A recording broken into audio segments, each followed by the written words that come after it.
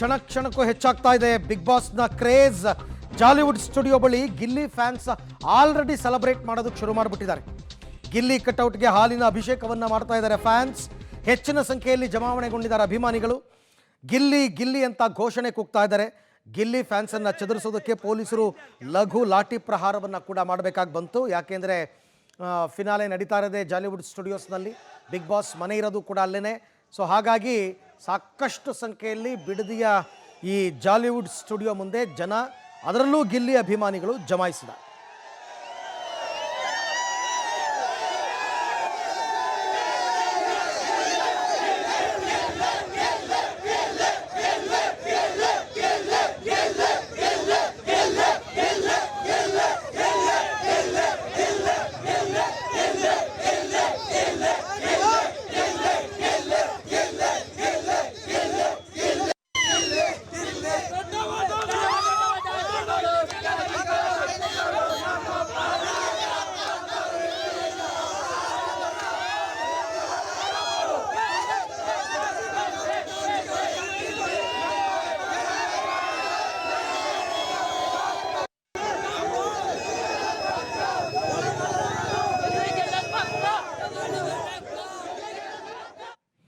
Right, ಈ ಬಗ್ಗೆ ಮತ್ತಷ್ಟು ಮಾಹಿತಿ ನನ್ನ ಕೊಲೀಗ್ ವಿನಯ್ ಬಸಪ್ಪ ಜಾಲಿವುಡ್ ಸ್ಟುಡಿಯೋ ಬಳಿಯಿಂದ ನೇರ ಸಂಪರ್ಕಕ್ಕೆ ಸಿಗ್ತಾ ಇದ್ದಾರೆ. ಎಸ್ ವಿನಯ್, ಈ ಬಾರಿಯ ಬಿಗ್ ಬಾಸ್ ಕಿರೀಟ ಯಾರ ಮುಡಿಗೆ ಅನೌನ್ಸ್ ಆಗೋದಕ್ಕೆ ಕೆಲವೇ ಗಂಟೆಗಳು ಬಾಕಿ ಇದೆ.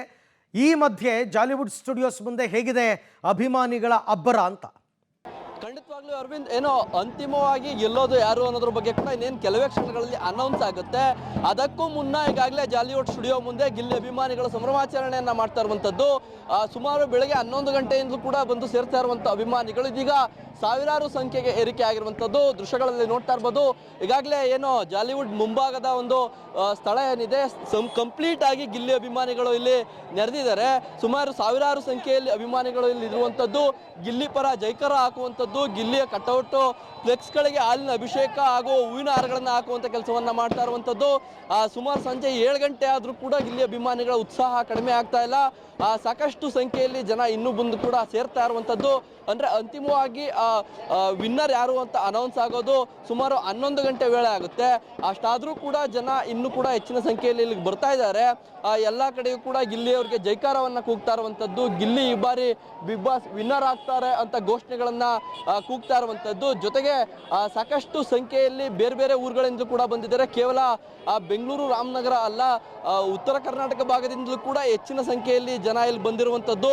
ಆ ಸ್ಥಳದಲ್ಲಿರುವಂಥ ಗಿಲ್ಲಿ ಅಭಿಮಾನಿಗಳನ್ನ ಒಂದು ನಿಯಂತ್ರಣ ಮಾಡಲಿಕ್ಕೆ ಪೊಲೀಸ್ನವರು ಹರಸಾಹಸವನ್ನ ಪಡ್ತಾ ಇರುವಂಥದ್ದು. ಈಗಾಗಲೇ ಒಂದು ಬಾರಿ ಲಘು ಲಾಠಿ ಪ್ರಹಾರವನ್ನು ಕೂಡ ಪೊಲೀಸ್ನವರು ಮಾಡಿದ್ದಾರೆ. ಯಾಕಂದ್ರೆ ಗೇಟ್ ನಂಬರ್ 1 ಗೇಟ್ ನಂಬರ್ 2 ಹತ್ತ ಏನೋ ನುಗ್ಗಲು ಯತ್ನಿಸಿದಂಥ ವೇಳೆ ಪೊಲೀಸ್ನವರು ಲಘು ಲಾಠಿ ಪ್ರಹಾರವನ್ನು ಕೂಡ ಮಾಡಿದ್ರು.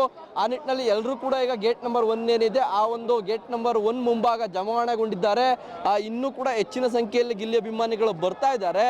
ಇನ್ನೂ ಕೂಡ ಅವರ ಉತ್ಸಾಹ ಕಡಿಮೆ ಆಗ್ತಾ ಇಲ್ಲ. ಬೆಳಗ್ಗೆಯಿಂದಲೂ ಕೂಡ ಜೈಕಾರಗಳಿರ್ತಕ್ಕಂಥ ಅಭಿಮಾನಿಗಳನ್ನ ಯಾರನ್ನಾರು ಮಾತನಾಡಿಸೋ ಪ್ರಯತ್ನ ಮಾಡಬಹುದಾ ನೋಡಿ?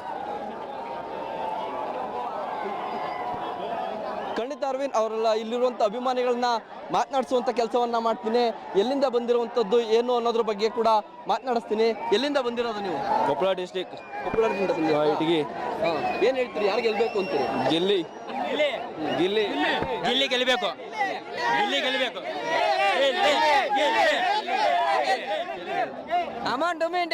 ಗಿಲ್ಲಿ ಗೆಲ್ಲ ಪಕ್ಕ. ಬಾಗಲಕೋಟೆಯಿಂದ ಬಂದಿದ್ದೀವಿ, ಉತ್ತರ ಕರ್ನಾಟಕದಿಂದ ಗಿಲ್ಲಿ ಗೆಲ್ಬೇಕಂತ ಬಂದಿದ್ದೀವಿ. ಯಾವಾಗ? ಇವತ್ತು ಬಂದ್ರ ಬೆಳಗ್ಗೆ? ಇವತ್ತೇ ಬಂದಿರೋದು. ಗಿಲ್ಲಿಗೋಸ್ಕರ ಅಲ್ಲಿಂದ ಬಂದಿದ್ದೀವಿ. ಗಿಲ್ಲಿ ಗೆಲ್ಲೇಬೇಕು.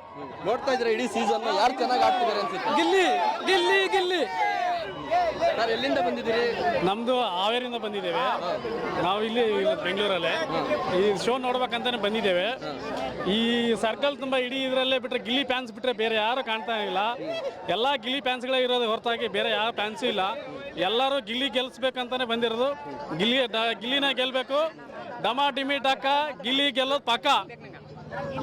ಗಿಲ್ಲಿ ಗೆಲ್ಲೋದಂತೂ ಪಕ್ಕ. ಬಿಗ್ ಬಾಸ್ 12 ಸೀಸನ್ ಅಲ್ಲಿ ಗಿಲ್ಲಿ ಅಂತೂ ಗೆಲ್ಲೋದು ಪಕ್ಕ. ಅರವಿಂದ್, ಇದಿಷ್ಟು ಕೂಡ ಏನೋ ಗಿಲ್ಲಿ ಅಭಿಮಾನಿಗಳ ಸಂಭ್ರಮ ಆಗಿರುವಂತದ್ದು. ಅಂದ್ರೆ ಸಾಕಷ್ಟು ಸಂಖ್ಯೆಯಲ್ಲಿ ಅಭಿಮಾನಿಗಳು ಇಲ್ಲಿ ಬರ್ತಾ ಇದ್ದಾರೆ. ಅಂದ್ರೆ ಬೇರೆ ಬೇರೆ ಜಿಲ್ಲೆಗಳಿಂದಲೂ ಕೂಡ ಇಲ್ಲಿ ಬಂದು ಸಂಭ್ರಮಾಚರಣೆಯನ್ನ ಮಾಡ್ತಿದ್ದಾರೆ. ಈಗಾಗಲೇ ಗಿಲ್ಲಿ ಗೆದ್ದಿದ್ದಾನೆ ಅನ್ನೋ ಒಂದು ವಿಚಾರವನ್ನ ಇಟ್ಕೊಂಡು ಎಲ್ಲರೂ ಕೂಡ ಸಂಭ್ರಮಾಚರಣೆಯನ್ನ ಮಾಡ್ತಾ ಇರುವಂತದ್ದು. Arvind, right, thank you Vinay, ತಮ್ಮ ಎಲ್ಲ ಮಾಹಿತಿಗಾಗಿ ಧನ್ಯವಾದ.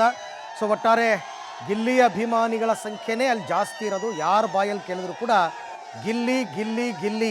ಸೊ ಗಿಲ್ಲಿ ಗೆದ್ರು ಅನ್ನೋದು ಅನೌನ್ಸ್ಮೆಂಟ್ ಆಗೋ ತನಕ, ಅವರೆಲ್ಲ ಹೊರಗಡೆಗೆ ಬರೋ ತನಕ ಇವ್ರು ಯಾರೋ ಅಲ್ಲಿಂದ ಕದಲಲ್ಲ. ಯಾಕೆಂದರೆ ದೂರದ ಊರುಗಳಿಂದ ಬಂದಿದ್ದಾರೆ. ಯಾರೋ ಬಾಗಲಕೋಟೆ ಅಂತಾರೆ, ಯಾರೋ ಹಾವೇರಿ ಅಂತಾರೆ.